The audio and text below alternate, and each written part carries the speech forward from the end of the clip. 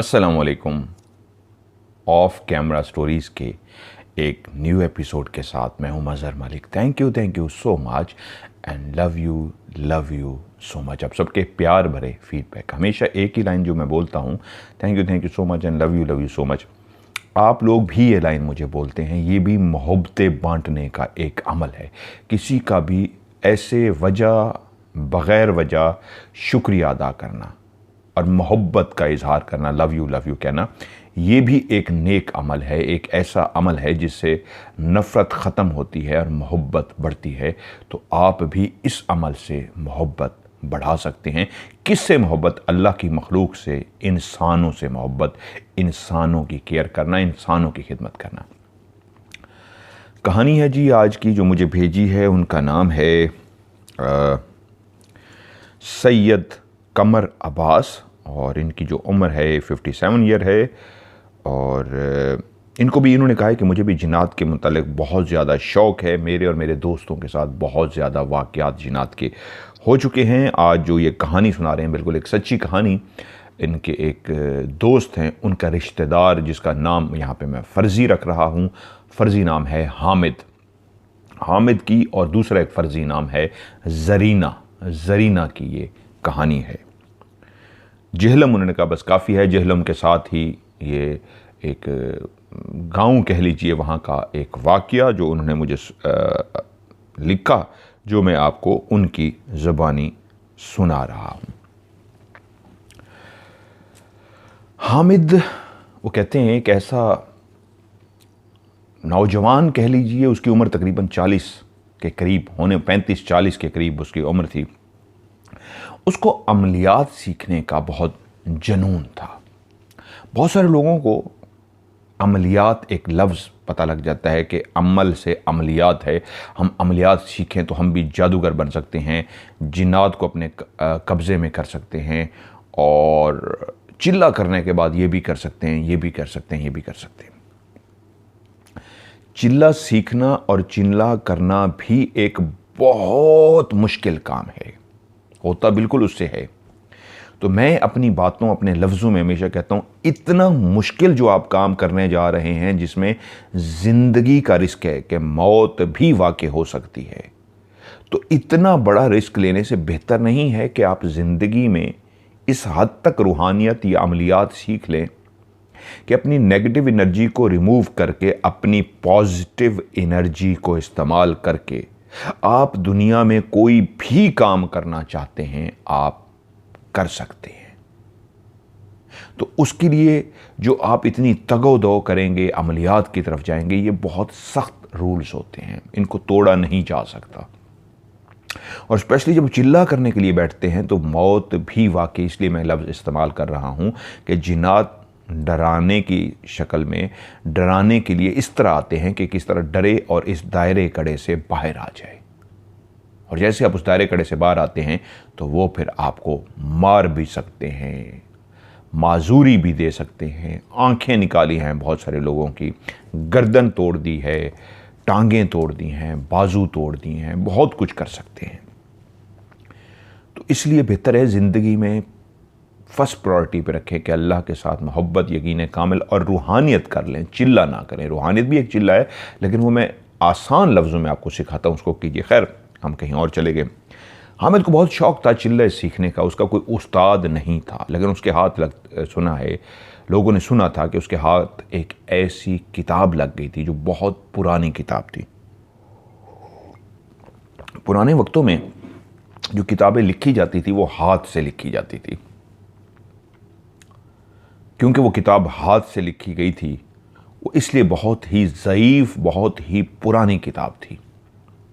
मैंने बहुत सारी ऐसी पुरानी किताबें देखी हैं, और बहुत सारे घरों में मैं जब इलाज के लिए गया हूँ तो वापसी पे उन्होंने कहा, ये है जी किताब, देखिए, जिसको देख के ये हुआ, और हमने भी कोशिश की। और इन किताबों को जब मैंने देखा तो वो बहुत पुरानी किताबें हैं। बहुत सारी ऐसी किताबें मेरे पास हैं। तो हामिद के बाद भी एक ऐसी किताब तो आ गई, लेकिन उसके बाद उसने जुनून सवार कर लिया अपने ऊपर कि अब मैंने आमिल बन के रहना है।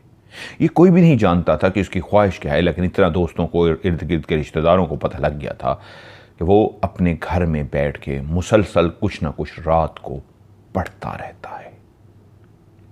लेकिन बात यहां तक थमी नहीं, उसका जो पढ़ना था इतना बढ़ गया कि घर वालों के बारहा समझाने के बावजूद वो रात को घर से चला जाता और कब्रिस्तान में जाके चिल्ला करता। घर वालों ने पूछा, कहाँ चले जाते हो, रात सारी गायब रहते हो, सुबह आते हो। तो उसके जनून को तो वो लोग जान चुके थे और वो ये भी जानते थे कि ये अब वापस मुड़ने वालों में से नहीं है, ये करके रहेगा। तो उसका कहना ये था कि मैं कब्रिस्तान में जाके चिल्ला कर रहा हूँ। और वो घर वालों को ये बात बताता क्यों था? इसलिए कि जब वो घर में रात को बैठ के चिल्ला करता था और उसके बाद कब्रिस्तान जाके भी उसने चिल्ला कर लिया, तो उसके बाद बाकायदा वो एक आमिल कहलाया जाने लगा। लोगों से उसने अपना तारुफ इस अंदाज में किया कि क्या सर में दर्द हो रहा है, इधर दिखाओ। वो सर पे हाथ रख लेता और पढ़ता, दम करता, कहता ये लो ठीक हो जाएगा। और कुछ लोगों के साथ ऐसा हुआ भी कि सर का दर्द ठीक हो गया। इसी तरह कुछ लोग उसके बाद सवाल ही बन के आए कि आमिल साहब हमें ये मसला है, हमारा मसला हल कर दीजिए। उसने पढ़ाई वगैरह की और कोई तावीज़ वावीज़ दिए, ये वो किया और उनका मसला हल हो गया। तो यूं हामिद आमिल मशहूर होने लगा। 10 लोग हैं, 10 लोगों के साथ एक प्रॉब्लम आ रही है। बहुत गौर से सुनिएगा ये बात। 10 लोगों के साथ प्रॉब्लम आ रही है कि 10 लोगों का रिस्क बंद है, रोज़ी नहीं हो रही, कारोबार करते हैं या नौकरी की तलाश में हैं। 10 लोग, आसान लफ्ज़ों में कहता हूँ, 10 लोगों को नौकरी की तलाश है और 10 के 10 बेरोज़गार हैं, नौकरी नहीं मिल रही। 10 आए हैं पीर साहब के पास, आमिल के पास, और कहा कि नौकरी चाहिए। आमिल साहब ने जो भी तावीज़ दिया, फूंक मारी, जो भी ड्रामेबाजी कह लीजिए, नेक लोगों की मैं बात नहीं करता, वो अल्लाह के नेक लोग हैं, ऐसे फ्रॉड लोग। तो उसने 10 के 10 को कहा कि तुम्हारी जॉब हो जाएगी। ऐसा तो नहीं है कि अल्लाह ने उन 10 के 10 की जॉब ही नहीं करनी थी, होनी तो थी, किसी की जल्दी, किसी की देर से। तो जब वो वापस गए तो उनमें से 3 की या 4 की अल्लाह ने जॉब कर दी। तो उन चारों का यकीन मुकम्मल हो गया कि पहले देखा जॉब नहीं हो रही थी, उस पीर से, उस आमिल से वजीफ़ा चिल्ला लिया है, जिसकी वजह से फौरी तौर पे जॉब हो गई। तो वो 3 से 4 लोग चलते फिरते उसकी प्रमोशन कर रहे हैं, उस आमिल की। हर बंदे को बैठते उठते बताते हैं कि यार मेरा तो मसला था, वो जो हैं पीर साहब, वो जो आमिल साहब है, मैं उनके पास गया हूँ, फ़ौरन मेरी नौकरी लग गई है। अब उन्होंने बैठ के 10 लोगों को बताया तो उन 10 में से भी लोग चल पड़े। दूसरा जिसकी नौकरी लगी थी उसने भी 10 को बताया। तो 4 लोगों की अगर नौकरी लगी थी तो 4 लोगों ने कम से कम 40 लोगों को बता दिया। 40 में से फिर 10-15 चल पड़े और उनमें से भी किसी 2-3 की लग गई तो उन्होंने भी आगे 10-20 को बताया। तो ये नेटवर्क इस तरह बनता है, वो कोई पहुंचे हुए नहीं होता।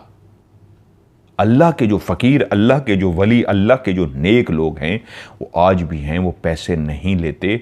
वो आज स्टेजेस है ना, कुछ ऐसी स्टेज पे हैं, गुजरते हुए फूंक मार जाते हैं, माथा पड़ के, आंखें दे के फूंक मार जाते हैं। कुछ कहीं बैठ भी जाते हैं लेकिन मुस्तकिल नहीं बैठते कि ये मेरी दुकान है। खैर, हामिद भी एक आमिल बन चुका था। ये बातें मैं इसलिए भी बीच में कहानी रोक के करता हूँ कि आपकी ज़िंदगी में इन बातों से शायद किसी एक को भी फ़ायदा हो जाए तो मेरे लिए फ़ख्र की बात होगी। क्योंकि मैं जब इस तरह की बातें करता हूं तो यकीन मानिए बहुत सारे लोग हैं जिनको इतना तकलीफ़ होती है मुझ पे, वो मुझे जान से मारने की कोशिश करते हैं, कर चुके हैं कि इस तरह की बातें क्यों करता है। सिर्फ क्या कि मैं कहता हूं पैसा, फ्रॉड, कारोबार बना के बैठना।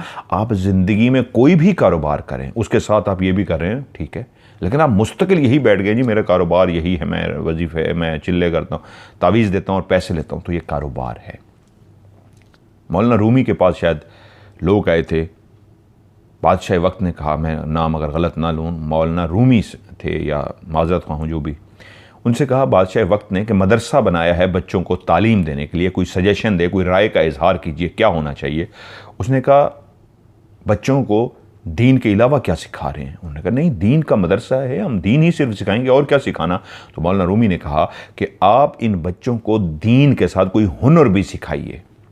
बादशाह वक्त ने पूछा क्यों, तो कहा अगर सिर्फ दीन जानते होंगे तो फिर दीन को बेचेंगे, अगर हुनर सिखा देंगे तो हुनर से पैसा कमाएंगे और दीन की तबलीग करेंगे। तो वो लोग जो सिर्फ दीन के ऊपर बैठ के कह रहे हैं जी हम आमिल हैं और तावीज़ देते जाते हैं और पैसा कमाते हैं, तो वो दीन को बेचते हैं। लोगों को बहुत तकलीफ़ होती है मेरी इन बातों से, लेकिन मैं जब तक ज़िंदगी है करता रहूँगा, क्योंकि मेरी बातें करने का मकसद क्या है, लोग बच जाएं ऐसे लोगों से। हामिद मशहूर था, लोग उससे दम दरूद कराने लगे, उसका दम दरूद चलना भी शुरू हो गया और फिर वो मज़ीद अपने घर वालों को पैसे वगैरह भी देना शुरू हो गया। तो घर में जब पैसा आना शुरू हो जाता है तो सब कहते हैं ठीक है भाई, अब वो कर रहा है, हम क्या करें, उसकी फूंक, उसका दम दरूद चलता भी है, लोगों के काम भी होते हैं, तो हम क्या करें। यूँ इस हिसाब से उसका सिलसिला चल पड़ा और वो आए दिन घर वालों को बताता कि कभी वो हफ्ते के लिए जा रहा है चिल्ला करने के लिए, कभी वो बताता मैं 15 दिन के लिए चिल्ला करने के लिए जा रहा हूँ, और यूँ अक्सर घर से गायब होता। पीछे उसके मुरीदैन आते तो वो बताते कि जी पीर साहब तो चिल्ला करने के लिए गए हैं और इतने दिनों के बाद लौटेंगे। जब वो चिल्ला करके लौटते तो वो बताते मज़ीद मैं एक ताकत लेके आया हूँ, मज़ीद एक मैं चिल्ला करके ये करके लेके आया हूँ। उसके घर वालों का कहना ये था कि हाँ, उसको शौक़ और जुनून तो था, वो पैसे भी कमा रहा था, लेकिन वो वाकई चिल्ले करता था। हमने अक्सर घर में रातों को उसको जाग के देर तक एक ही कमरे में बैठ के कुछ पढ़ते हुए देखा था। उसका जो साजो सामान था चिल्ले का, जिसमें दिया होता है, कागज़ पेंसिल जलाने के लिए, ज़ाफ़रान फ़लान धुनी देने के लिए, वो तमाम चीज़ें वो घर में रखता था और वो करता रहता था। लेकिन किस हद तक वो कामिल था, कामिल से मतलब वो पहुंचा हुआ था, ये घर वाले नहीं जानते थे। सो यूँ हामिद अपना एक बेहतरीन कहलाया जाने वाला आमिल था, जो बहुत पहुंची हुई हस्ती थी और उसके बाद बहुत सारी शक्ति, बहुत सारी ताकतें आ चुकी थी। वो अपना खुद इजहार भी करता और वो शो ऑफ भी कराता था। मुख्तलिफ महफ़िलों में, जगहों पे, जहाँ पे भी कोई मुश्किल काम होता तो वो खुद से वहाँ पहुँचता और उसको हाथ डाल लेता कि हाँ मैं ये काम कर सकता हूँ और मैं करके दिखाऊंगा, और उस काम को वो करके दिखाने की कोशिश भी करता। दूसरी तरफ एक गरीब ख़ानदान, मियाँ बीवी जो लकड़हारे थे, उनका गुज़र बसर अक्सर लकड़ियाँ काट के कुछ वो बेच देते थे और कुछ लकड़ियाँ वो अपने घर में चूल्हा जलाने के लिए इस्तेमाल करते थे। जहलम के साथ वो जो एक जंगल सा बना हुआ था, वक्त वक्त की बात है, अब तो दरख्त पाकिस्तान में रहे ही नहीं है। उस वक्त मुझे भी याद है बचपन में हम बहुत दरख्त देखते थे, वाकई जंगल थे दरख्तों के, हमारे छोटे छोटे शहरों में भी होते थे, ज़ख़ीरा बोलते थे हम उनको। वो जंगलों की एक बहुत बड़ी लाइन थी, 500,000 दरख्त एक जगह पे इकट्ठे लगा दिए। मियाँ बीवी लकड़ियाँ काटने के लिए जब जाते तो अपनी उस 4-5 साल की बच्ची को भी साथ लेके जाते। उसको घर तो अकेला नहीं छोड़ सकते थे, तो वो भी उनकी हेल्प करती। वो लकड़ियाँ क्या करते, गुज़र बसर जो वही था, इकट्ठी करते और उनको बांध देते। कुछ बीवी अपनी कमर पे लाद लेती और शौहर बहुत ज़्यादा लकड़ियाँ अपने कमर पे लाद लेता। बच्ची भी कुछ लकड़ियाँ उठा लेती। रोज़ाना का गुज़र बसर के लिए यही एक ज़रिया माश था। अब वो लकड़ियाँ इस अंदाज में वो बेचते थे कि लोग भी, घर में गैस तो थी नहीं, यही लकड़ियाँ जलाई जाती थीं, तो वो इन्हीं लकड़ियों को मार्केट में बेचते, ज़रूरियात ज़िंदगी की चीज़ें लेते और अपने घर का भी चूल्हा जलाते लकड़ियाँ जलाकर। वक्त गुज़रता रहा, वो बच्ची तकरीबन कोई 5 साल की हो चुकी थी। ऐसे ही एक दिन वो सुबह मियाँ बीवी अपनी बच्ची को लेके जंगल पहुँचे। जो शौहर था उसके हाथ में वो लकड़ियाँ काटने का औजार होता था, जिससे वो दरख्त काटता था, टहनियाँ काटता था, लेकिन स्पेशली उस कुल्हाड़े से वो दरख्त काटता था जो सूखे हुए दरख्त होते थे। हरे भरे दरख्त वो नहीं काटता था। अब वहाँ पे कई ऐसे दरख्त थे जो सूख जाते थे, क्योंकि सूखी हुई लकड़ी चूल्हे में जल्दी जल जाती है। गीली लकड़ी, सब्ज़ लकड़ी, सब्ज़ पत्तों वाला दरख्त को जलाया जाए तो वो नहीं जलता। तो अपने कुल्हाड़े से आज उसने एक दरख्त का इंतखाब किया। वो दरख्त पूरा तो नहीं सूखा था, लेकिन नीचे काफ़ी हद तक सूखा हुआ भी था और ऊपर काफ़ी उसके तने भी थे, और उन तनों पे कुछ पत्ते थे भी सही और सूखा हुआ भी था। यूं समझिए वो आधा सूखा था और आधा हरा दरख्त था। उसने फैसला किया, लगता नहीं है कि यह दरख्त मज़ीद हरा भरा हो सके, काफ़ी अरसे से मैं इसको ऐसा ही देख रहा हूं, बेहतर है मैं इसको काट देता हूं। उसने अपने उस कुल्हाड़े से 2-3 घंटे लगा के उस मजबूत तने वाले दरख्त को, जो नीचे से सूखा भी था हरा भी था, आखिर जैसे कैसे काट दिया। काटने के बाद जितनी मज़ीद टहनियाँ उसकी काट सकता था वो उसने काटी, और अब इसी दरख्त को 2-3 दिन उसने मुसलसल काटते रहना था इस अंदाज़ में कि इसकी जो मोटे तने थे वो भी किसी गधरड़ी पे रख के उसने वो भी ले जाना था और बेचना था। उस दिन भी उसने ऐसा किया। दरख्त जब नीचे गिर गया तो उसके बाद उसकी टहनियाँ उसने काटी, बांधी और फैसला किया कि ये जब टहनियाँ वगैरह सारी मैं काट चुकूँगा, जो बड़ा सा इसका लंबा सा तना है इसको अच्छी तरीके काट के फिर अपनी गधा रेडी लेके आऊँगा और उस गधा रेडी पे इसको लाद के बेच आऊँगा, इसके अच्छे पैसे मिल जाएंगे। जब वो लकड़ियाँ काट के मियाँ बीवी अपनी बच्ची के साथ घर रवाना हुए तो रास्ते में ही उनकी जो बच्ची थी आज अजीब सी हरकतें कर रही थी। वो अपनी गर्दन को अजीब अजीब सा ऐसे गोल सा घुमा रही थी। बच्ची ने कभी ऐसा किया नहीं था। माँ नोट कर रही थी, बच्ची की गर्दन गोल गोल सी घूम रही है। जैसे नॉर्मली कड़ाके निकालने के लिए गर्दन को लेफ्ट राइट करते हैं, आगे पीछे करते हैं, वो ऐसे कर रही थी। तो माँ ने आवाज़ दे के पूछा, ज़रीना क्या हुआ? उसने माँ की तरफ देखा लेकिन जवाब कोई भी ना दिया। वो चलते हुए घर पहुंच के मां ने मट्टी के बने हुए चूल्हे के अंदर लकड़ियां डालीं। सर्दियों की एक रात थी ताकि वो खाना पका सके। और जैसे ही वो लकड़ियां जला के उस पे चूल्हे पे उसने हांडी रखी और खाना बनाने के लिए बैठी तो बाप जो मुंह हाथ धोने के लिए गया था, जैसे ही वो अपने घर के उस चारपाई के करीब आया जहां पे ज़रीना लेटी हुई थी तो उसने देखा कि ज़रीना का वजूद इस अंदाज में है कि वो एकदम से चौंक गया और आवाज़ें देना शुरू कर दी, ज़रीना, ज़रीना मेरा बेटा, ज़रीना। ये कच्चा सा उन लकड़हारों का घर था जिसमें 2 कच्चे कमरे उन्होंने बना रखे थे। कमरों के बाहर ही छोटा सा एक किचन बनाया था। किचन क्या था? एक कच्ची सी दीवार दी थी हवा को रोकने के लिए कि हवा तेज चले तो नीचे चूल्हा ना बुझे, और एक चूल्हा मट्टी का, हम उसको सराइकी में चुल्ह कहते हैं, एक चूल्हा सा बना दिया था जिस पे हांडी रख के वो बैठ के उस लकड़हारे की बीवी हांडी पकाती थी। बड़ा सा एक सहन था और बिल्कुल दरवाज़ा जिससे दाखिल होते थे उसके बिल्कुल लेफ्ट साइड के ऊपर बाथरूम बनाए हुए थे। कच्चा सा एक घर था। उसके अंदर 3 चारपाइयां थीं जिस पे एक चारपाई पे ज़रीना लेटी थी रात के उस पहर। उनके घर में बिजली नहीं थी, लालटेन जल रहे थे, लेकिन बाप ने उस लालटेन की रोशनी में बेटी की जिस पोजीशन को देखा तो वो डर गया। वो इस अंदाज में थी कि उसने अपने दोनों हाथ, जिस तरह कोई जिम्नास्टिक करता है, दोनों हाथ पीछे की तरफ रख लेते हैं। आप सीधे लेटे हों लेकिन अपने हाथों को उठा के आप पीछे की तरफ ऐसे हथेलियों को ज़मीन पे टच कर लें और पाँव ज़मीन पे रख के अपने वजूद को ऊपर उठा लें। ये एक ऐसी शेप बनती है, जिम्नास्टिक वाले लोग इस तरह करते हैं कि अपने पेट और जो ये सीना है इसको यू शेप में, गोल शेप में लेके आते हैं, हाथ पीछे, पांव ऊपर और जिस्म को ऊपर उठा लेते हैं। बाप ने देखा ये बेटी क्या कर रही है, बेटी ने आज तक ऐसा किया नहीं था और वो इतनी मासूम थी कि इस अंदाज में कि हाथ पीछे रखे हुए हैं और पांव को उठा के अपने जिस्म को इस तरह ऊपर उसने किया है, ये कर नहीं सकती। उसने कहा ज़रीना, ज़रीना। आवाज़ें देने पे भी जब वो मुतवज्जो नहीं हुई, ऐसे ही रही, तो वो पास पहुंचा और उसके पाँव को सीधा किया, हाथों को भी इस तरह किया कि इसको सीधा लिटाऊं, ये कैसी इस तरह बैठी खड़ी है। तो उसी लम्हे उसकी आंखों ने देखा कि बेटी की आंखें खुली हुई तो हैं लेकिन सफ़ेद हो चुकी हैं। ये जो ब्लैक हिस्सा है आंखों का, ये ऊपर की तरफ जा चुका है। एक जगह पे पुतलियां रुक सी गई हैं, वो पलकें नहीं झपक रही, सफ़ेद आंखें हैं। तभी बाप को झटका सा लगा कि बात वो नहीं है जो मैं समझ रहा हूँ कि बेटी इस तरह शरारत कर रही थी, इस तरह अपने वजूद को उठा रही थी, हरकत कर रही थी, ये तो कुछ और है। तभी उसने उसको जब झंझोड़ा तो उसी लम्हे बेटी ने अपने हाथों को टेढ़ा करना शुरू कर दिया।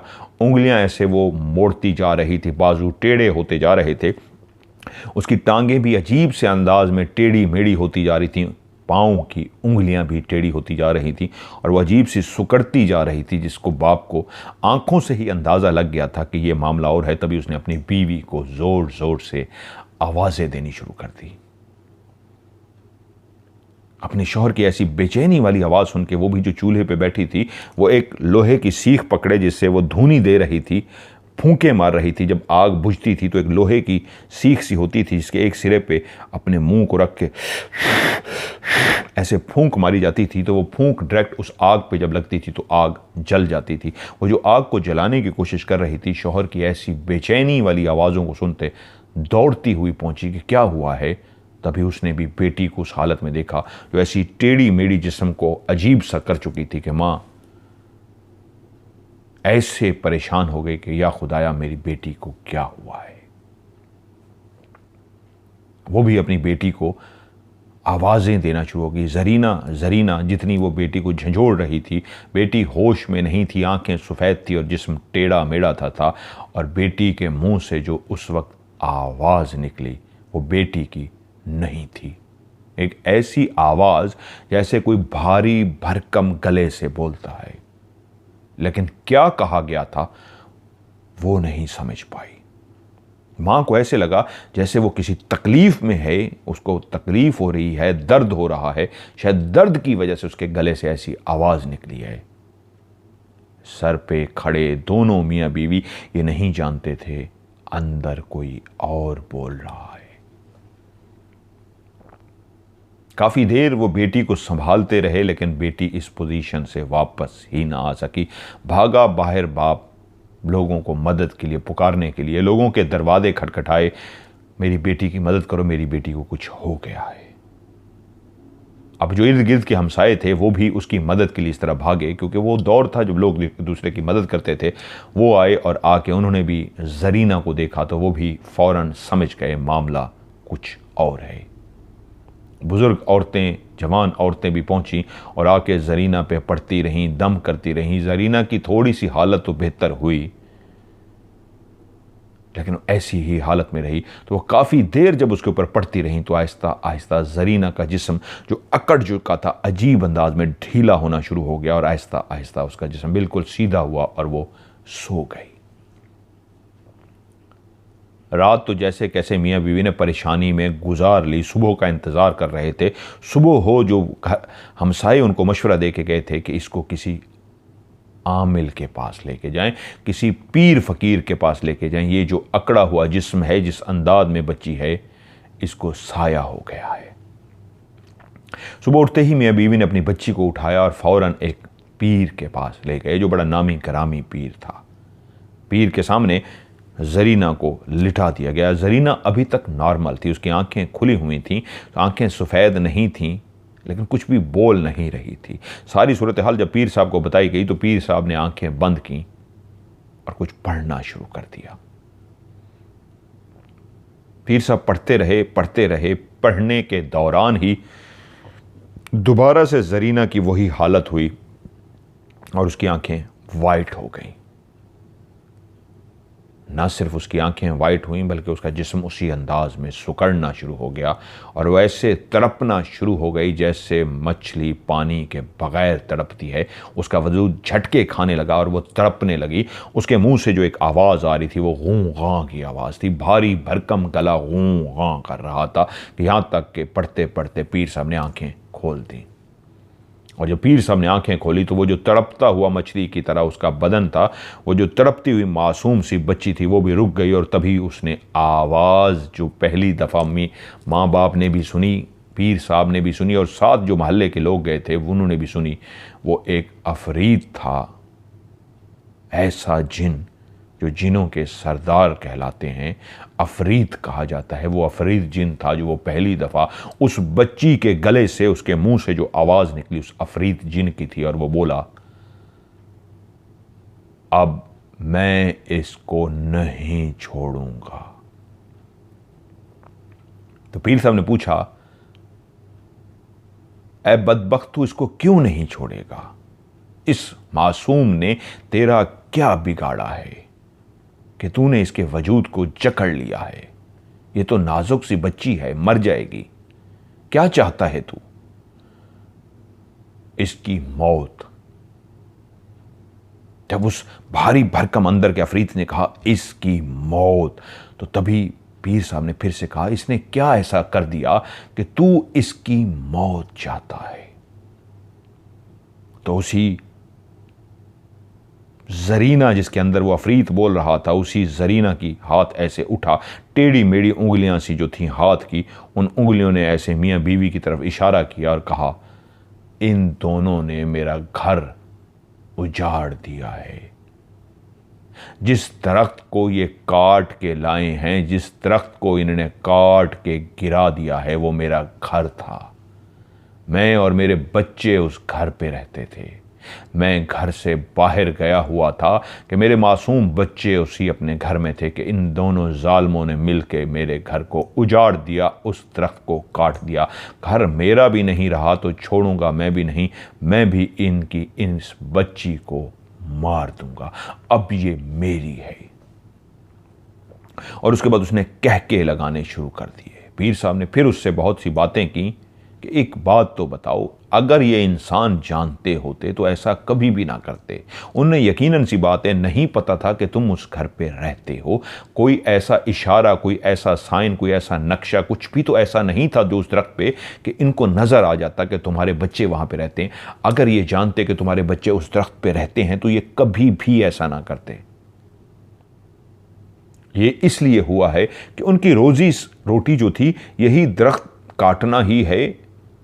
तुम कोई इशारा ही दे देते, तुम उनको कोई बता ही देते तो इनमें उनका कोई कसूर नहीं है। मैं तुमसे यही कहूँगा कि इसको छोड़ दो, वरना मैं तुम्हें अपने इल्म के ज़रिए निकालने पे मजबूर हो जाऊँगा।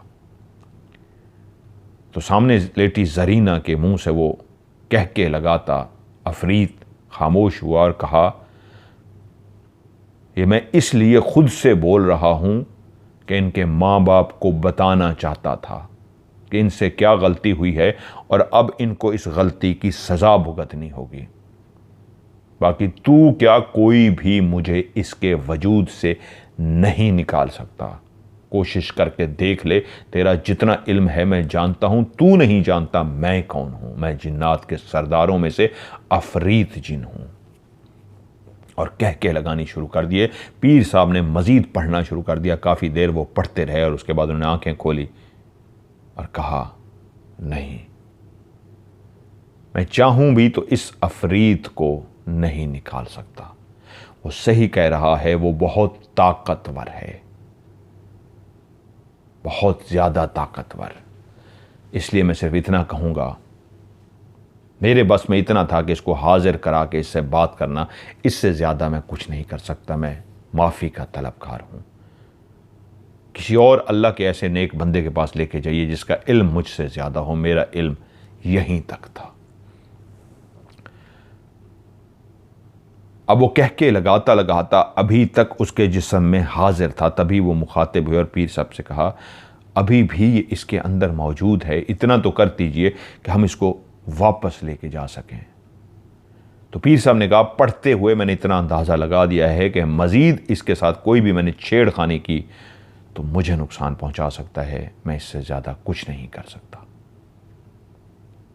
तो वालिदैन ने शुक्रिया अदा किया और अपनी बेटी को जब उठाने के लिए कोशिश की तो उस वक्त अंदाज़ा हुआ बेटी इतनी वज़नी हो चुकी है, इतनी भारी भरकम हो चुकी है कि वो उठाने की कोशिश भी करें तो वो उसको नहीं उठा सकते। 4-5 खवातीन ने मिलकर कोशिश की उसको उठाने की कि एक इस हद तक कोशिश की गई कि पहले किसी ने बाजू से पकड़ा, टांगों से पड़ा और नहीं हिला पाए उसको। तो उसके बाद एक औरत ने एक हाथ से पकड़ा, दूसरी औरत ने दूसरे हाथ से पकड़ा, 2 औरतों ने 2 पांव पकड़े, 4 औरतें हो गई। 2-3 औरतों ने उसको कमर के नीचे हाथ दे के उठाने की कोशिश की। तो तब जाके 6-7 औरतों ने मिलके उस मासूम जरीना को उठाया जिसका वजूद इतनी भारी भरकम हो चुका था। और पीर साहब जब ये सब देख रहे थे तो इनको इतना अंदाज़ा हो गया कि इसको इस अंदाज में लेके जाना भी बहुत मुश्किल है। तो उन्होंने हाथ का इशारा किया, रुक जाओ। कहा, मैं अपनी ज़िंदगी का रिस्क नहीं ले सकता, ये इतना अफरीत है, ये इतना ताकतवर है, मुझे भी नुकसान दे सकता है। हाँ, मैं एक आखिरी कोशिश डरते डरते ये ज़रूर कर सकता हूँ, इसको इतना रिक्वेस्ट कर सकूँ कि फ़िलहाल इस बच्ची को यहाँ से जाने दे। उन्होंने कहा इतना ही कर लीजिए, वरना जितना ये भारी भरकम है रास्ते में ही कोई हादसा या नुकसान ना हो जाए। तो पीर साहब ने फिर पढ़ते रहे। पहले तो जल्द ही हाज़िरी हो गई थी, इतना लंबा चौड़ा पीर साहब को नहीं पढ़ना पड़ा था, लेकिन अब सब गांव वालों ने देखा कोई 1.5 से पौने 2 घंटे पीर साहब पढ़ते रहे, तब जाके पीर साहब के पसीने छूट गए, पीर साहब की हालत ख़राब हो गई, तब जाके वो बच्ची आहिस्ता आहिस्ता नॉर्मल हो गई। और उसके बाद उनकी जब आंखें पीर साहब ने वापस खोली तो वो पसीने से शराबूर थे, लगता था कोई बहुत भारी भरकम काम करके आए हैं, जोर लगा गए हैं कि सर्दियों में भी उनके पसीने छूट गए थे। और सारे हैरान हो रहे थे कि उनका चेहरा लाल हो चुका था और पूरे जिस्म से पसीने बह रहे थे। उन्होंने कहा आप खैरियत से हैं? उन्होंने कहा हाँ, ये बहुत मुश्किल काम था जिसको मैंने मुकम्मल तो कर लिया है, लेकिन इससे ज़्यादा नहीं। और दोबारा मेरे पास इसलिए ना लाइएगा कि शायद जो मैंने आज इतनी मदद की है, अपनी ज़िंदगी को जोखों में डाल के, अपनी ज़िंदगी को इतने ख़तरात में डाल के मैंने इसको अभी के लिए रिक्वेस्ट करके भेज दिया है, लेकिन मेरी ज़िंदगी में ख़तरे में थी, आइंदा मैं ये नहीं कर सकूँगा। और यूँ वो ज़रीना को लेके घर आ गए। अब हालत ये थी कि ज़रीना हर वक्त तो हाज़िरी में नहीं होती थी, किसी लम्हे भी वो उसके अंदर हाजिर हो जाता था। और जब वो हाजिर होता था कह के लगाता था, ऐसे तंजिया कह के जैसे वो कह रहा हो इसके बाद तुम सबको भी मारूंगा।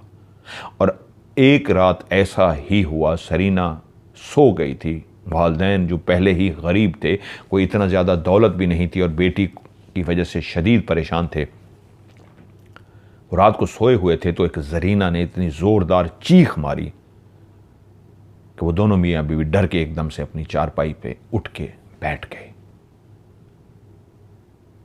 तभी उन्होंने देखा वो एक भयानक मंजर कि जो ज़रीना थी वो अपनी चारपाई से तकरीबन 1 से 1.5 फुट ऊपर उठी हुई थी, हवा में थी। 1 से 1.5 फुट ऊंची हवा में थी, बिल्कुल सीधी नहीं थी। उसकी टांगें, थोड़ी सी पाँव वाला जो हिस्सा था वो लटका हुआ था, और उसके जो बाजू भी थे वो बिल्कुल सीधे नहीं थे, थोड़े से वो भी ऐसे लटक से रहे थे। बाजू भी लटक रहे थे, पाँव भी नीचे लटक रहे थे, लेकिन ज़मीन को, उस चारपाई को टच नहीं हो रहे थे। चारपाई से जिस्म जो था वो तकरीबन 1.5 फुट ऊंचा था, लेकिन हाथ, जो बाजू नीचे लटक रहे थे, जो पाँव लटक रहे थे, वो ज़मीन से तकरीबन कोई आधा फुट, तकरीबन 6 इंच के करीब ऊंचे थे। वो टच नहीं हो रहे थे, वो फ़ज़ा में ही खड़ी थी। गर्दन पीछे की तरफ ढलकी हुई थी और उसकी हाज़िरी हो चुकी थी। रात की तारीकी, सर्दियों की रात। मियाँ बीवी खौफजदा इसलिए हो गए कि ऐसी ठंडी सर्द रात के अंदर वो मंजर क्या देख रहे हैं। रज़ाई हटाते हैं तो बेटी के वजूद पे कोई भी रज़ाई, कोई भी गर्म कपड़ा, कुछ भी नहीं है जो वो डालते थे सर्दियों में उसके ऊपर, बल्कि वो ऐसे ही उठी हुई थी, चारपाई से 1.5 फुट ऊंची, हाथ पांव लटक रहे थे, गर्दन पीछे ढलकी हुई थी।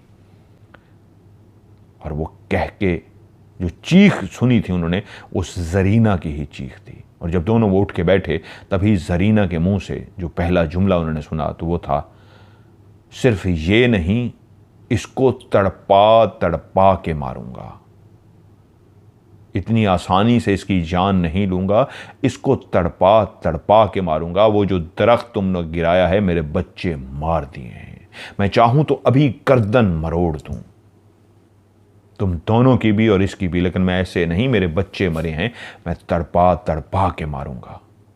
और जब ये मरेगी उसके बाद तुम दोनों को मारूंगा। और तुम्हें अंदाज़ा नहीं मैं कितना ताकतवर हूं, मैं क्या कर सकता हूं, मैं तुमसे बदला लेके रहूंगा। और उसके बाद उसने फिर से कह के लगाने शुरू कर दिया। अब दोनों मियाँ बीवी फिर से परेशान, जाएं तो रात के इस पहर उठ के किसी को जगाने जाएं तो क्या जगाने जाएं, गांव वाले उठ तो जाएंगे, घर के अंदर भी आ जाएंगे, क्या कर सकेंगे। वो जान चुके थे जब इतना बड़ा पीर, नामी गरामी पीर, जिसके दूर दूर तक चर्चे थे और लोग उसके पास पहुंचते थे, और ऐसा नहीं था कि इससे पहले उस पीर ने जिनात नहीं निकाले थे, उस पीर ने इससे पहले कई दफ़ा ऐसे केस आए थे जिनात के, जो उसने क्लियर किए थे और जिनात निकाले थे। ऐसा पहली दफ़ा हुआ था कि उसने इनकार किया था अपनी ज़ुबान से कि मेरे बस से बाहर है, ये बहुत ताकतवर है। वरना इससे भी बड़े बड़े केस आए थे जो उसने हल किए थे। तभी गांव वाले और माँ बाप भी समझ गए थे, जरीना के माँ बाप, कि ये जो जिन है ये वाकई इतना ताकतवर है कि जो पीर साहब ने भी इनकार कर दिया है। वरना पीर साहब तो बड़े बड़े कृश्मे दिखा चुके थे। तभी जब वो मंजर मियां बीवी देख रहे थे, बेटी इस तरह फजा में उठी हुई है और उसके लिए कुछ भी नहीं कर सकते, ना गांव वालों को बुला के ला सकते हैं। जब पीर साहब कुछ नहीं कर सके तो गांव वाले क्या करेंगे। तो बीवी ने रोना शुरू कर दिया और शौहर उसको चुप कराने में लग गया कि हमसे कौन सा गुनाह हो गया मेरे मालिक। वो अल्लाह की तरफ देख के बोला कि हमसे गलती हो गई, हमें तो नहीं पता था, हम तो पहले ही गुर्बत के मारे थे, अब ये आफत हम पे आन टूटी है, करें तो क्या करें। जब वो अल्लाह की तरफ देख के ऐसे मदद के लिए पुकार रहा था तो तभी वो जो हवा में लहरा रही थी, हवा में उड़ रही थी, जिसके हाथ और पांव ढलके हुए थे, गर्दन लटकी हुई थी, उसने उसी अंदाज में हवा में उड़ते उड़ते अपनी गर्दन को बाप की तरफ मुड़ के देखा और उसके कह के रुक गए। यकीनन वो जो जुमले थे जो उसने अदा किए थे बाप ने बीवी को चुप कराते हुए, और बीवी बेटी की ऐसी हालत देख के, अल्लाह की तरफ देख के जो ऐसे जुमले अदा किए थे, ऊंची आवाज में किए थे कि या अल्लाह हम किससे मदद मांगे, तेरे सिवा कौन हमारा सहारा है। तो वो जो अफरीद था वो और गुस्से में आ गया और उसी वक्त उसने उनकी बेटी को जोर से पटक दिया। नीचे जमीन नहीं थी, चारपाई थी जिससे उसको चोट ना लगी, क्योंकि चारपाई पे इंसान गिरे भी तो चोट नहीं लगती। ज़मीन पे होती तो उसका सर यकीनन जितनी ज़ोर से टकराता तो वो नुकसान पहुंच सकता था, लेकिन उसी अंदाज में जब उसने उसको ज़ोर से फेंका तो उसका सर तकिया पड़ा था नीचे, चारपाई का तकिया था, उसका सर तकिए पे जाके लगा और उसका बाकी जिस्म चारपाई पे धड़ाम से गिर गया। उसने, उस अफरीत ने, वो जो बाप ने दुआ की थी अल्लाह की तरफ देख के, उस पर गुस्सा करके उसी लम्हे उसको छोड़ दिया था। लेकिन थोड़ा इस अंदाज में था कि इस अंदाज में उसके वजूद से निकला कि उसका वजूद धड़ाम से नीचे गिरा। चारपाई की वजह से वो बच गई, वरना अभी भी हो सकता है वो बेहोश हो जाती। तभी मियाँ बीवी ने देखा वो गिर गई है और बेटी ने आंखें इस अंदाज में खोली हैं जैसे जरीना खोलती थी। उस आंखों को खुला देख के, क्योंकि जैसे वो गिरी है तो बीवी ने भी गिरने की आवाज़ सुनी है, धड़म की आवाज़ आई है। शौहर और बीवी बेचारे जो अल्लाह से गिड़गिड़ा के मदद मांग रहे थे, वो बेटी को इस तरह गिरता देख के दोनों मियाँ बीवी भागे बेटी की तरफ, तो देखा बेटी होश में आ चुकी है, वो अफरीद जा चुका है। तभी वो अपनी बेटी को माँ ने गले लगाया, रोना शुरू कर दिया। बेटी नहीं जानती थी उसके साथ क्या हो रहा है। वो अपनी माँ से मुखातिब हुई, क्या हो गया अम्मी, और इस अंदाज में बातें करना शुरू हो गई, मासूमियत की बातें जिससे वो भी नहीं जानती कि चल क्या रहा है। और उसने माँ से कहा मुझे भूख लगी है। रात के उस पहर माँ बाप जो कुछ कर सकते थे बेटी के लिए उठे, भागे और उसको खाना खिलाया, लेकिन बेटी थी कि ऐसे लगता था कि मुद्दतों से भूखी और प्यासी है, खाई जाती थी। जो माँ थी, माँ का दिल माँ का होता है। उसने कहा सब कुछ मेरे घर का ख़त्म हो जाए, मेरी बेटी को भूख लगी है, मैंने इसको खिलाना है। और उसको खिलाती रही, पकाती रही, खिलाती रही। ये रात भी गुजर गई, वो खा चुकी, सो गई। लेकिन उन दोनों मियाँ बीवी की अभी तक मुसीबत ख़त्म नहीं हुई थी, अभी तो हालात वैसे के वैसे थे। अब उस घर के अंदर जरीना की हालत होती थी और गांव वाले मदद के लिए इधर उधर देखते थे कि कोई और आमिल, कोई और पीर फकीर, किसी और बंदे का पता लगे और हम उससे जरीना का इलाज करा सकें। फिर उनको पता लगा कि दूर दराज एक जगह पे एक ऐसा आमिल है जो बहुत पहुंचा हुआ है, वो उसका इलाज कर सकता है। गांव वाले ने मदद की, जानते थे गरीब मियाँ बीवी हैं, हुस्न इखलाक के बहुत अच्छे हैं, लोगों का ख्याल करने वाले हैं, गुर्बत के मारे हैं। लोगों ने मदद की और जैसे कैसे मियाँ बीवी और जरीना को लेके दूसरे आमिल के पास पहुंचे। लेकिन वहाँ पे भी वही सूरत हाल रही। थोड़ी देर पढ़ने के बाद उसने कह दिया ये अफरीद बहुत ताकतवर है, मेरे बस से बाहर है, मैं इसका कुछ नहीं कर सकता। वहाँ से भी वो नाकाम लौट आए। यहाँ तक कि 3-4 और भी आमिलों का उनको पता लगा, वो उनके पास भी लेके गए, लेकिन कुछ भी ना हो सका। हर आमिल अपनी सी कोशिश करता और एंड पे हाथ खड़े कर देता कि ये अफरीद बहुत ताकतवर है, जो भी इससे पंगा लेगा वो जान से जाएगा। और यूं जरीना का कुछ न हो सकता। बस ऐसा ही था कि कुछ टाइम के लिए वो होश में रहती और उसके बाद वो अफरीत उसको जकड़ सा लेता, उसके हाथ पांव टेढ़े हो जाते, आंखें ऊपर से हो जाती और कभी वो हवा में लहरा रही होती, कभी वो छत पे पाई जाती, कभी वो अंदर कमरे में लेटी होती तो माँ बाप देखते वो बाहर लेटी है। अजीब व गरीब सा था जो उस मासूम के साथ हो रहा था। कि उन्हीं दिनों ये खबर हामिद तक भी पहुंची, जो मैंने कहानी के शुरू में कहा था, जिन्होंने कहानी भेजी है उनके रिश्तेदार, उनका जो दोस्त है उनका वो रिश्तेदार हामिद, जिसको शौक था अमलियात का, जो किताबें लेके पढ़ना शुरू हो गया था और चिल्ले करता गया था, उस तक जब इस केस के बारे में खबर मिली कि एक ऐसी बच्ची है जिसका कोई इलाज नहीं कर पा रहा, एक अफरीत है उसके जिस्म पे काबिज है, क्या आप उसका इलाज कर सकते हैं? क्योंकि वो जितने भी पीर फकीर आमिल उनको मिलते वो बेचारे ज़रूर कोशिश करते थे और गांव वाले भी ढूंढते रहते थे कि उनकी गांव की बच्ची जरीना इस तकलीफ से निकल सके, क्योंकि वो डरते थे कि ये अफरीत अगर इसके वजूद के अंदर है, इसको मार के, मियाँ बीवी को मार के क्या गारंटी है किसी गांव वालों को ना पकड़ेगा? वो तो किसी को भी नुकसान दे सकता था। गांव का सबसे मशहूर पहुंचा हुआ पीर, बुजुर्ग पीर, जिसने कई जिन्नात के केस हल किए थे, वो भी हल नहीं कर सका था। तभी हामिद तक जब यह केस पहुंचा तो हामिद ने हामी भर ली कि मैं इसको निकालूंगा। हामिद अमलियात से, किताबों से इतना कुछ कर चुका था। गांव वाले कहते हैं, उसके घर वालों कहते हैं कि वो वाकई बहुत कुछ खुद से बगैर उस्ताद के इतना कुछ कर चुका था कि अब उसको अपने ऊपर इतना फ़ख्र हो गया था कि वो खुद फ़ख्र से कहता है कि कौन सा जिन है बड़ा से बड़ा जो मुझसे डरता नहीं है। वो ऐसी बातें करता था, वो जिन्नात को चैलेंज करता था, वो जिन्नात से अब डरता नहीं था। वो बड़े से बड़े सरदार को कहता था मेरे सामने आए, मैं उसकी ऐसी की तैसी फेर दूंगा। और यूं जब उसको जरीना का केस मिला तो उसने खुद से कहा मैं इस केस को हल करूंगा। और उसके बाद उसने, जो उससे पूछने के लिए आए थे कि आप इस केस को हल कर सकते हैं, उसने अता पता लिया कि कहाँ है ये बच्ची। उन्होंने कहा जी फलां गांव के अंदर। उसने कहा ठीक है, उनसे कह दीजिए कल मैं वहां ज़रूर आऊँगा। उन्होंने जाके कह दिया, एक आमिल का पता लगा है, उसने खुद से जिम्मेदारी ले ली है कि वो इस बच्ची का इलाज कर सकता है, तो आप लोग तैयार हों, कल वो पहुंच जाएगी। अगले दिन गांव वाले मिल के इसलिए इंतज़ार कर रहे थे कि हामिद ने इतनी बड़ी बड़ी बातें अपने बारे में बताई हुई थी लोगों को, और इनको जो इनसे पूछने आए थे हामिद से कि आप इलाज कर सकते हैं, उनको भी कह के भेजा था मैंने तो इससे बड़े बड़े अफरीत निकाल दिए हैं, ये क्या चीज़ है, आप बेफिक्र रहें। तभी गांव वालों को एक उम्मीद बंधी थी कि शायद अब इतना पहुंचा हुआ ऐसा आमिल मिल गया है जो इस अफरीत को निकाल सकेगा। इस अफरीत ने तो अपना नाम तक नहीं बताया था, सिवाय इसके कि मैं एक जिन्नात के सरदारों में से हूं जिसके बच्चे मर गए थे उस दरख्त काटने की वजह से।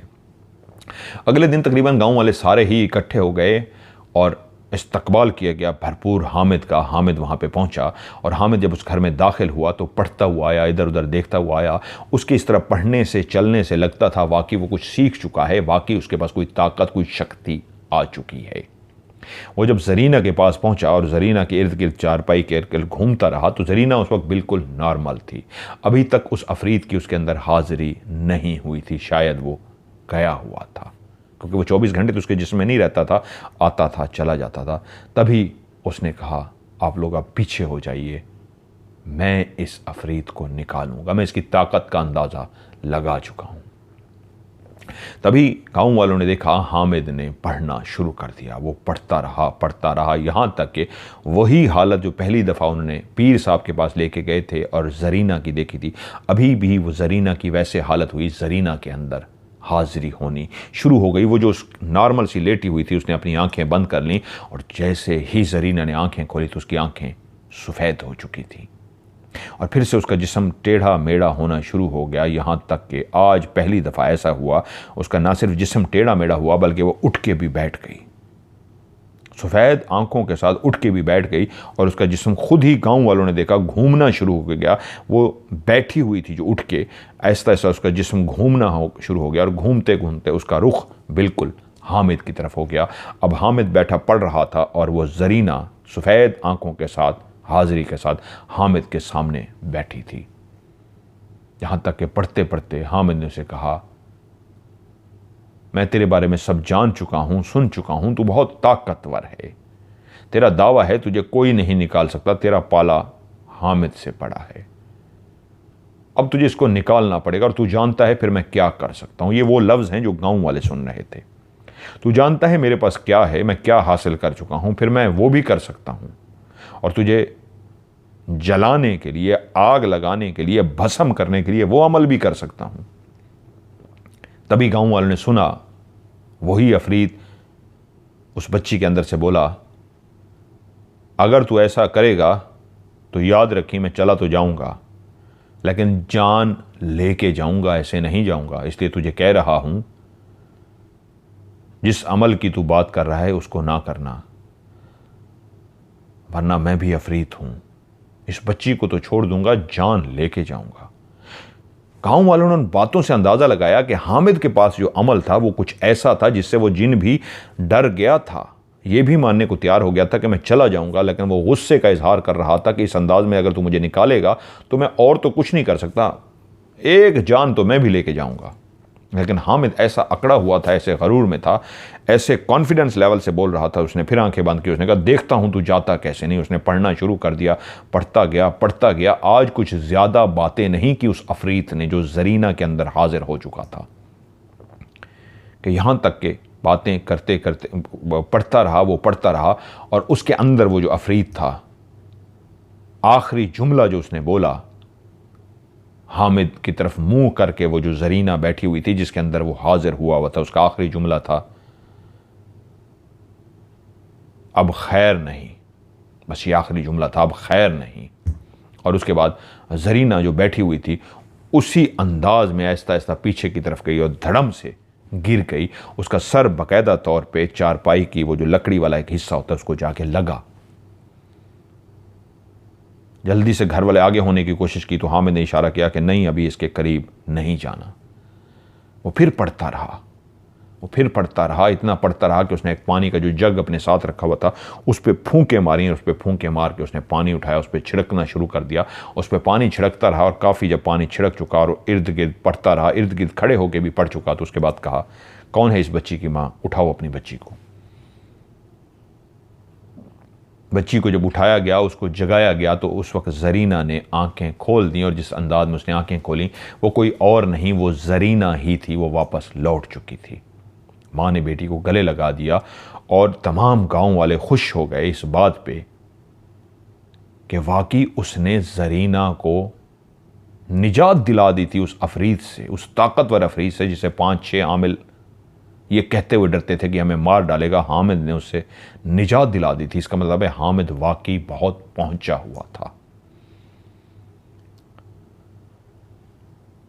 गांव वालों ने उसको हार पहनाई, जो जिसकी जितनी कुव्वत इस्तात थी, जो जितना उसको दे सकता था, उन्होंने अपनी तरफ से उसको पैसे दिए, चीज़ें दी, गंदम, ये वो जो कुछ गांव वाले जिस तरह देते थे, उसको इस अंदाज में उन्होंने प्रोटोकॉल दिया और ये दिया कि वो वाकई इस इलाके का नहीं, उस मुल्क का बहुत बड़ा जैसे आमिल हो।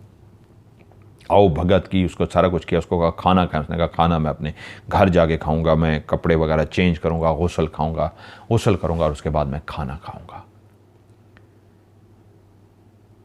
अब एक बात की गांव वालों को हौसला और गारंटी हो गई थी, जिस अंदाज में वो जिन हम कलाम हुआ था अफरीत, उससे लगता था वो हार मानने को तैयार है, सिवाय एक धमकी के जो उसने आखिर में भी कहा था, अब खैर नहीं।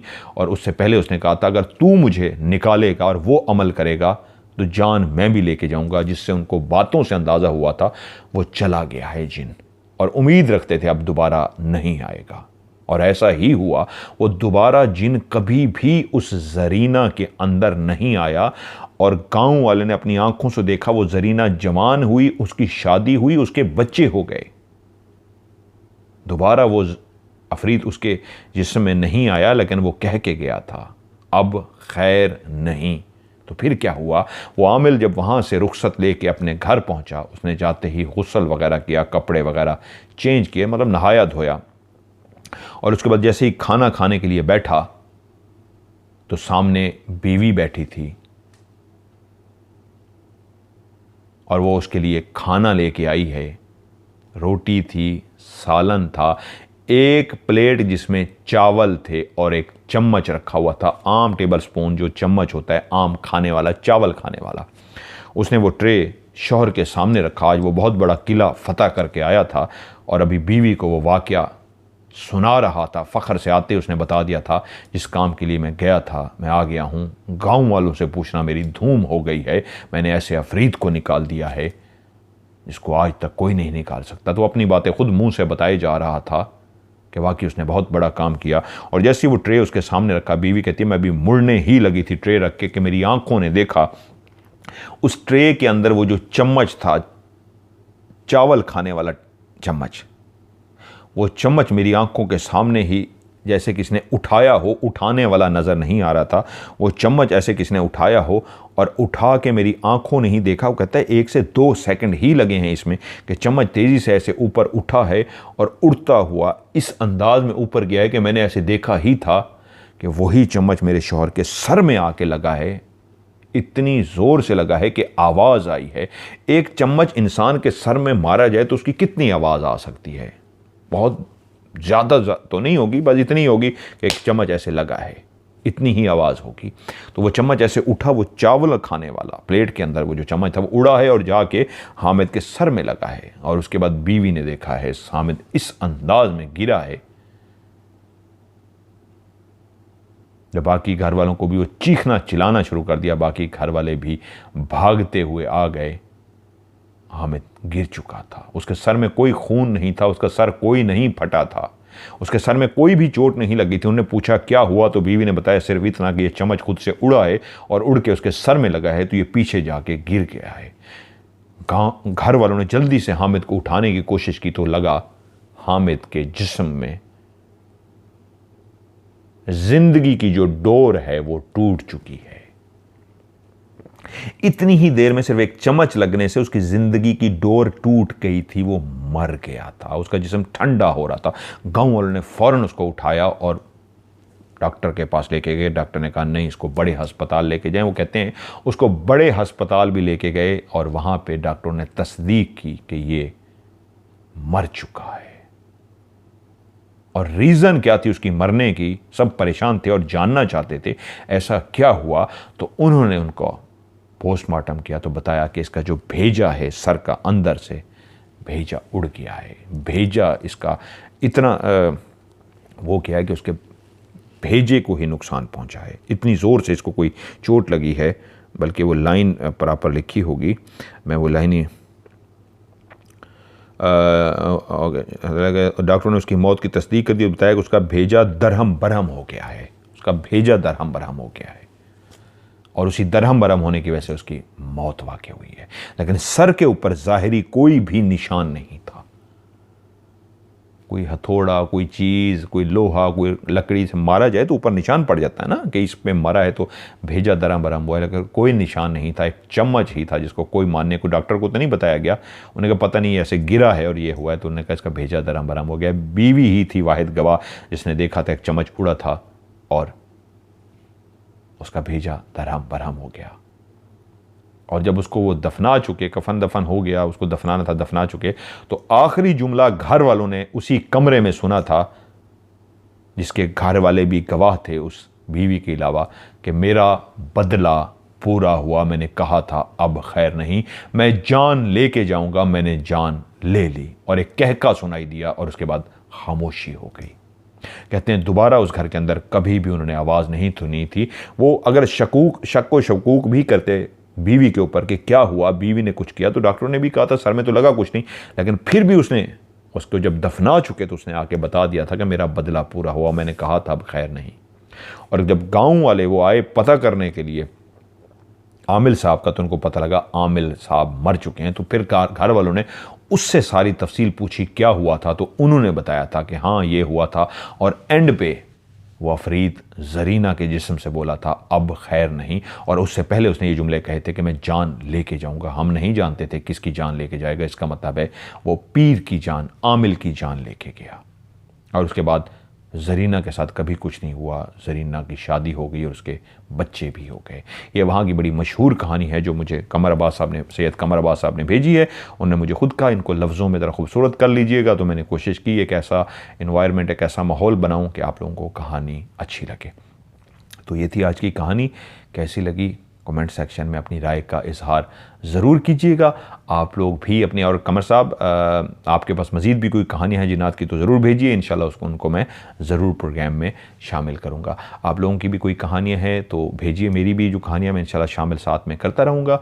मेरा व्हाट्सअप का नंबर है जिस पर आप कहानी लिख के भी भेज सकते हैं, वॉइस मैसेज रिकॉर्ड करके भी भेज सकते हैं। वॉइस मैसेज रिकॉर्ड करके भेजना हो तो लंबा मैसेज रिकॉर्ड करके भेजिए, टुकड़े टुकड़े रिकॉर्ड नहीं करना, एक ही लंबे मैसेज में रिकॉर्ड करना है। और अगर कोई बात भूल जाते हैं तो उसके लिए छोटा सा एक और मैसेज कर सकते हैं।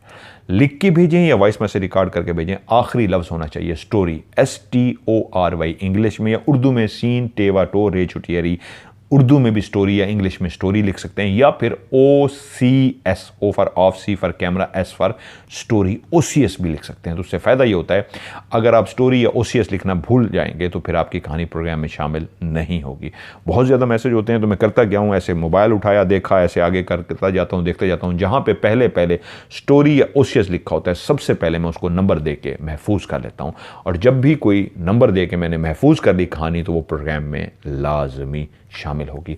अगर आप स्टोरी या OCS लिखना भूल जाएंगे तो फिर प्रोग्राम में शामिल नहीं होगी। भेजने के लिए मेरा व्हाट्सएप का नंबर है पाकिस्तान का, पहले कोड 0092 भी लिख सकते हैं, या प्लस जमा का जो निशान होता है 92 भी लिख सकते हैं। 0092 313665550। मैं रिपीट कर देता हूँ, 0092 313665550। आज की OCS से मज़हर मलिक को दीजिए इजाज़त। अपना ढेर सारा ख्याल रखिएगा। खुदा हाफिज़।